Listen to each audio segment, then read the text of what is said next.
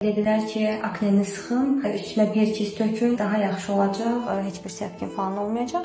Və bir dəfə də mənim üçün etdilər. Amma çox təəssüflər olsun ki, daha da yayıldı. Ondan sonra mən onları etmədim və Fərdə xanımın yanına gəldim. Çox məmnunam. Artıq əvvəlki kimi üzümdə aknelər, sınaqlar, səpkilər falan yoxdur. 5 aydır ki, müalicəm artıq bitib. Çox məmnunam. Əlinizə sağlıq, minnətdaram.